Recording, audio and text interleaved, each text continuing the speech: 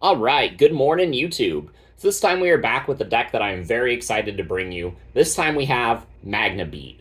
So Armor got a lot of support in BT14 with the new Magnamon cards.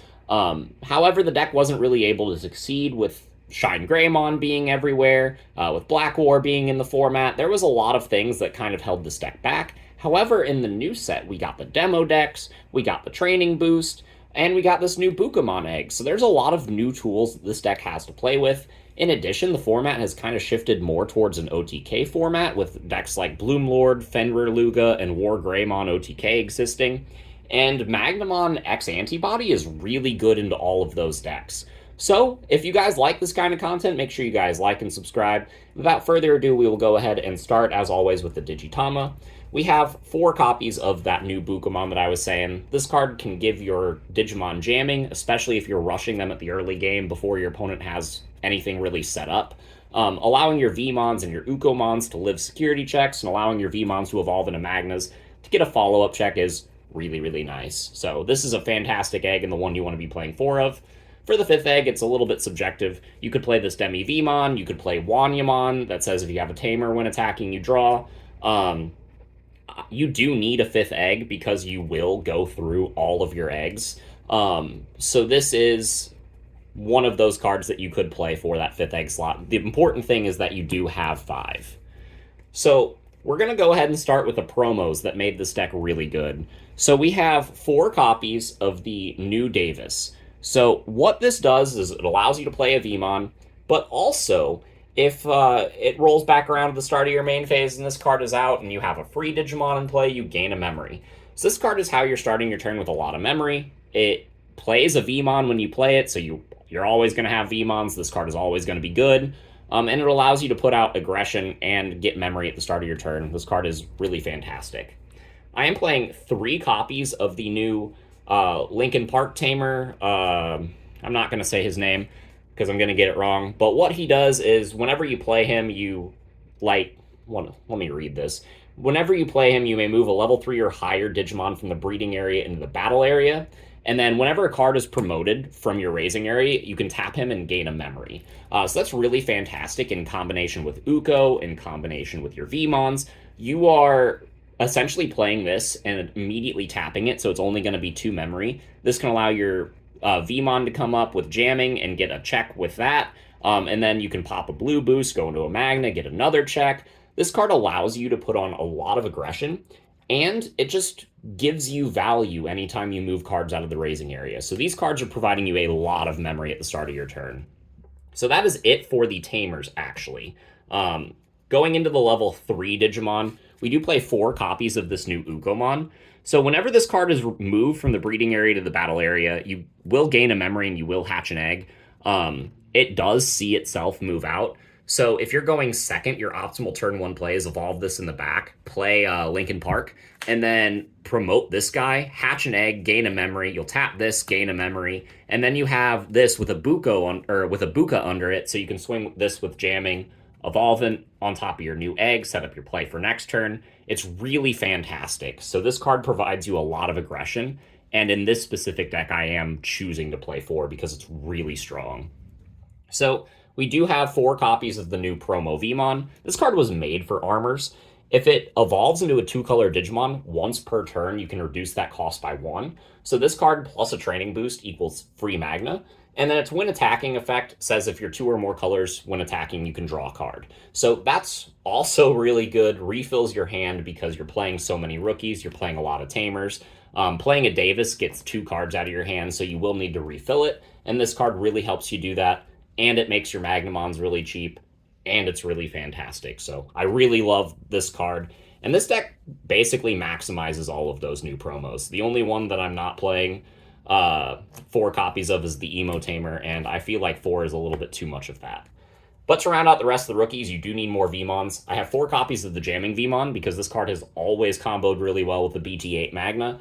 Swing Jamming, Evolve Magna, Swing Magna, really good. We have 4 copies of the Vmon from BT12. This is one of the best searchers that we could play for this deck.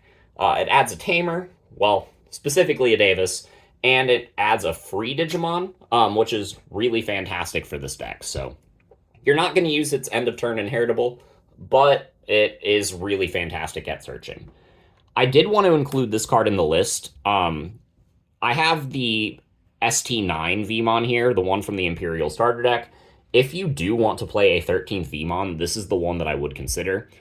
And it's a really good searcher. I just don't think it's better than the BT12, so I would add this as a 5th searcher of the deck if you find yourself not consistently resolving the Davis. I think with 12 Vmons, the Davis resolves consistently enough. But if you find yourself wanting a 13th, this is the one that I would include. But that is it for the rookies. I am playing a whopping 16 of them, and that is because we are going to burn through all of our eggs by turn 3. So for the level 4s, we got 4 copies of Magnamon from BT8. This card is fantastic. It gets really beefy. It's on suspends. It has blocker. This card is great offensively. This card is great defensively.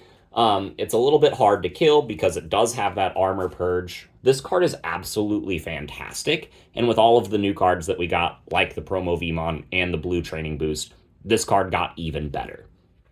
We do play 4 copies of the Magnamon from BT13 as well. This card is also fantastic. My cat Toad is very interested in what I'm doing. This Magna, if it leaves the field, you get to draw and replace it with the Vmon. So that's really good. You can put on aggression with this card, and your opponent might look at this and be like, okay, well, it's only a 7k blocker. I can kind of swing. And then both of these are blue and yellow, so you have access to some of the best Blast Ace cards, being the Zudomon and the Magnamon. So these cards put on a lot of aggression on your opponent's turn. They put on a lot of aggression on your turn, and they're just overall really sticky because one is hard to remove and one replaces itself. So the last level 4 I am playing is a single copy of Kumamon.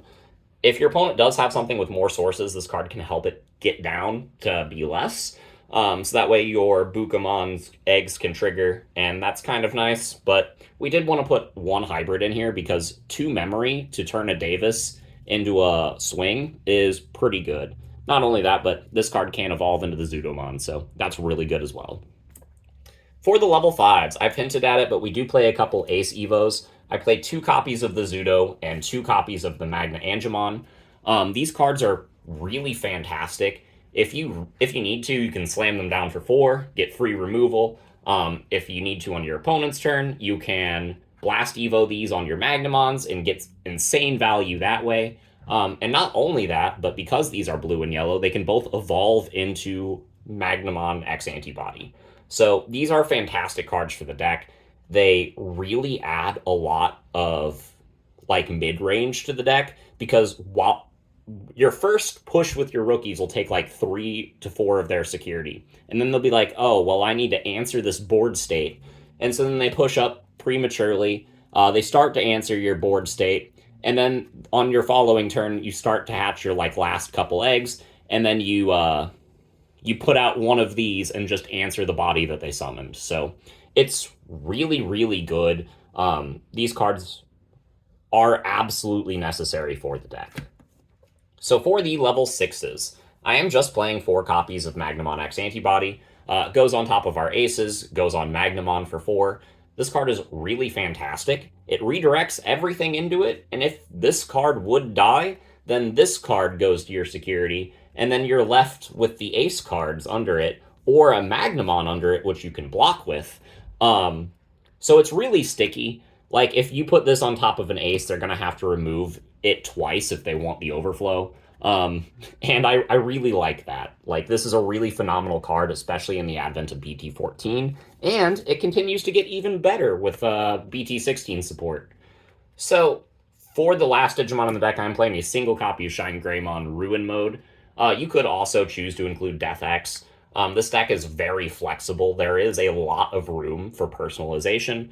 I think Shine Greymon Ruin Mode is pretty on brand with the deck. If you swing with your first big push and you get a Magnamon X out, but the Magnamon X might not be enough, you can evolve Magnamon X into this and basically ensure that your opponent cannot do anything on their following turn. So that way on your next turn, you can clap them back and get the rest of their security and finish them off.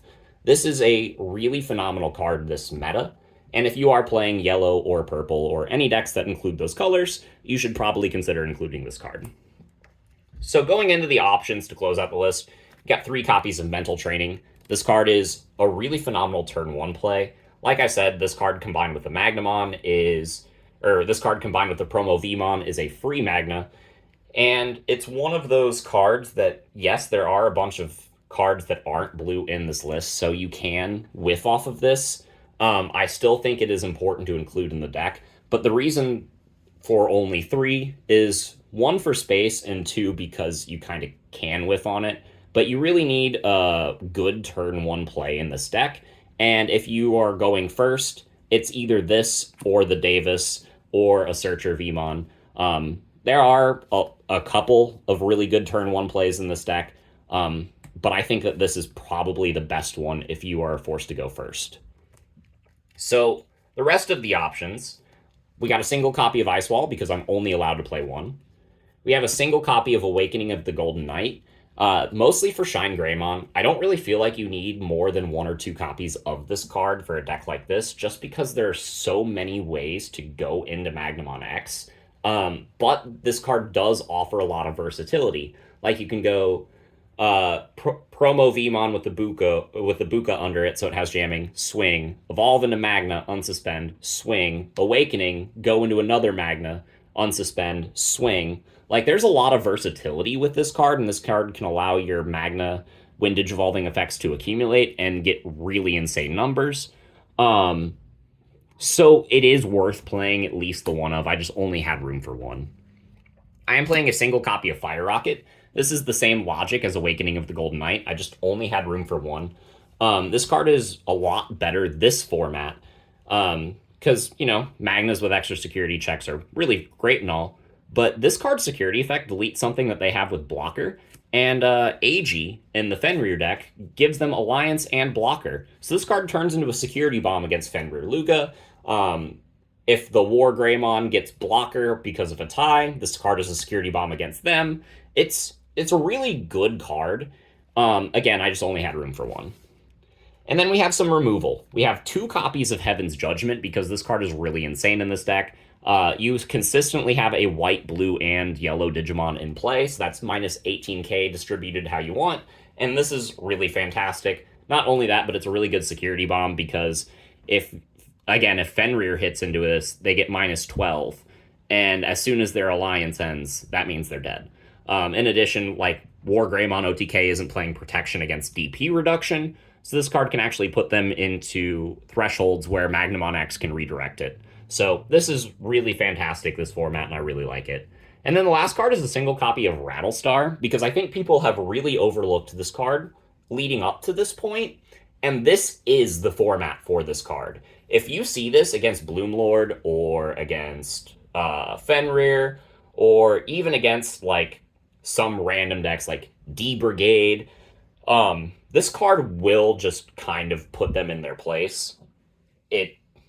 And again, it is very cheap removal, even if they aren't playing those decks, for the cards that could evolve into the Ace Digimon whenever it comes to your turn. So, I really like it, and yeah, these are the 50 cards that I'm playing in this Magnamon list. So, this deck is really cool.